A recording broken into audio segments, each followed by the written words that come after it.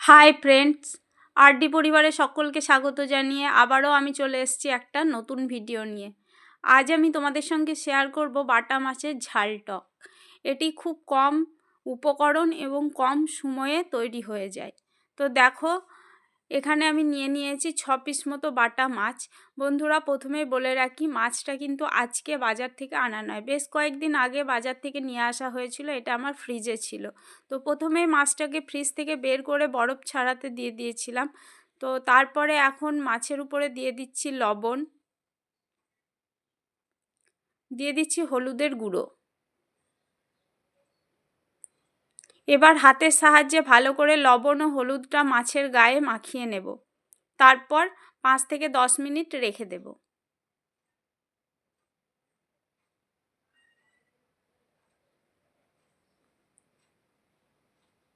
তো আমার এখানে মাছের গায়ে ভালো করে লবণ হলুদ মাখানো হয়ে গেছে। এখন গ্যাসের ফ্লেমটা অন করে দেব এবং একটা কড়াই বসিয়ে নেব। কড়াইটা গরম হওয়া পর্যন্ত অপেক্ষা করব।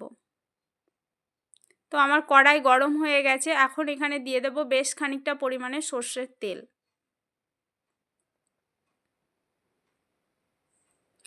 সর্ষের তেলটা গরম হয়ে গেছে। এখন একটা খুন্তির সাহায্যে তেলটাকে কড়াইয়ের চারিদিকে ভালো করে ছড়িয়ে নেব।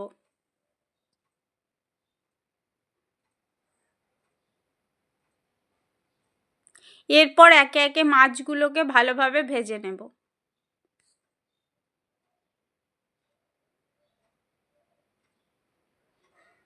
তো এই পর্যায়ে বলি, আমার চ্যানেলে যদি কোনো নতুন বন্ধু এসে থাকো তো প্লিজ আমার চ্যানেলটা সাবস্ক্রাইব করে আমার পাশে থেকো, আমার বেল নোটিফিকেশনটা অন করে রেখো, যাতে আমার ভিডিওগুলো তোমাদের কাছে সবার প্রথম পৌঁছে যায়। আর অলরেডি যারা এই কাজটা করে রেখেছো তাদেরকে জানাই অসংখ্য অসংখ্য ধন্যবাদ। তো আমার মাছের এক পিঠ ভাজা হয়ে গেছে। মাছটাকে ভালো করে উল্টে পাল্টে কড়া করে ভেজে নিলাম। এখন এই মাছগুলোকে একটা প্লেটের মধ্যে উঠিয়ে নেব। এরপর আর যে বাকি মাছ দুটো রয়েছে একইভাবে ভেজে নেব।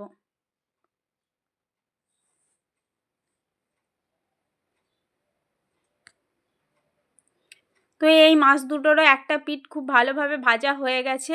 মাছটাকে উল্টে পাল্টে অপর পিঠটাও ঠিক লাল লাল করে ভেজে নেব।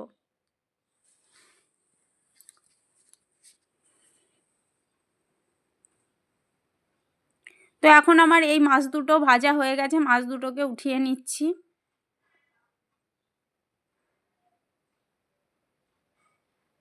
এরপর ওই তেলের মধ্যে দিয়ে দেব 1/2 টেবিল স্পুন 5 ফোড়ন।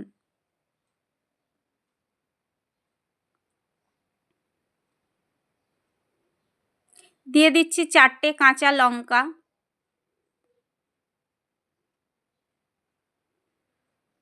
দিয়ে দিচ্ছি দুটো মিডিয়াম সাইজের কুচি করে রাখা পেঁয়াজ।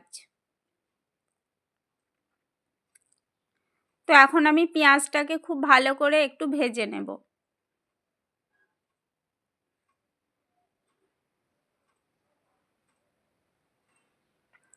পেঁয়াজটাকে কয়েকবার এপিট ওপিট করে নেওয়ার পর দিয়ে দিয়েছি একটা টমেটো কুচি। এখন পেঁয়াজ ও টমেটো কুচি খুব ভালোভাবে ভেজে নেব।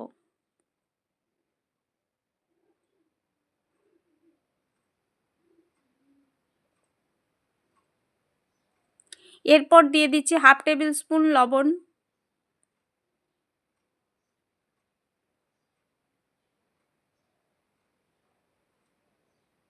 লবণটা দিয়ে বেশ খানিকটা নাড়াচাড়া করে নিলাম, যাতে টমেটো ও পেঁয়াজগুলো ভালোভাবে গলে যায়।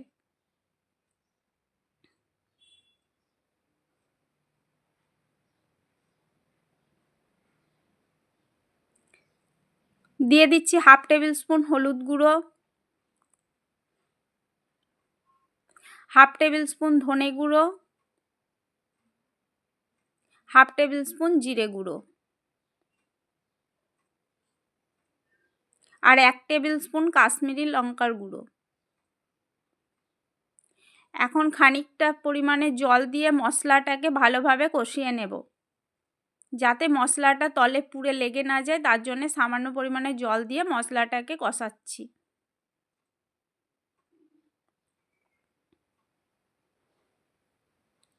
তো দেখো আমার এখানে মশলাটা খুব ভালোভাবে কষানো হয়ে গেছে, মশলাটা থেকে প্রায় তেল ছেড়ে এসছে। এখন ওর মধ্যে দিয়ে দেব 1 টেবিল স্পুন বেটে রাখা কালো সর্ষে। তো সর্ষেটা দেওয়ার পর মশলাটার সঙ্গে খুব ভালোভাবে মিক্স করে নেব। যতক্ষণ পর্যন্ত মশলাটা থেকে তেল ছেড়ে না আসছে ততক্ষণ পর্যন্ত মশলাটা খুব ভালোভাবে নাড়াচাড়া করে যাব।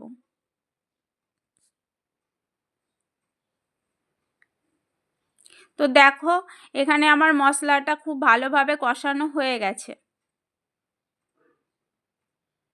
এখন যে সর্ষের বেটে রেখেছিলাম যে বাটিটার মধ্যে, সেই বাটিটাতে মাপ করে 1 বাটি পরিমাণে জল দিয়ে দিলাম। গ্রেভিটা যে যেরকম রাখবে সেই অনুপাতে জল দেবে। এখন এর মধ্যে দিয়ে দিচ্ছি 1/2 টেবিল স্পুন পরিমাণে চিনি, আর দিয়ে দিচ্ছি দেখো একটা ছোট্ট দানা তেঁতুল। তেঁতুলটাকে অনেকে জলের মধ্যে মিক্স করে তারপর দেয়, কিন্তু আমি সেটা না করে গোটা তেঁতুলটাকেই মানে গ্রেভিটার মধ্যে ফেলে দিলাম।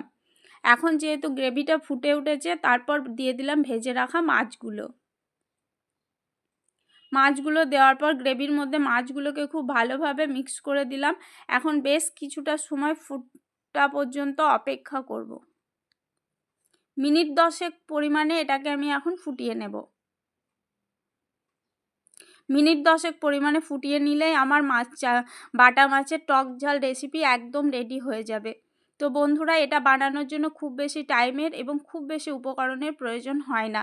তো দেখো এখানে আমার বাটা মাছের টক ঝাল রেসিপি একদম রেডি হয়ে গেছে। তো তোমাদের রেসিপিটা কেমন লাগলো তোমরা অবশ্যই জানাবে, আর বাড়িতে অবশ্যই বানিয়ে খাবে। তো আজকের মতো ভিডিওটা এখানেই শেষ করছি। সবাই ভালো থেকো, সুস্থ থেকো, টাটা।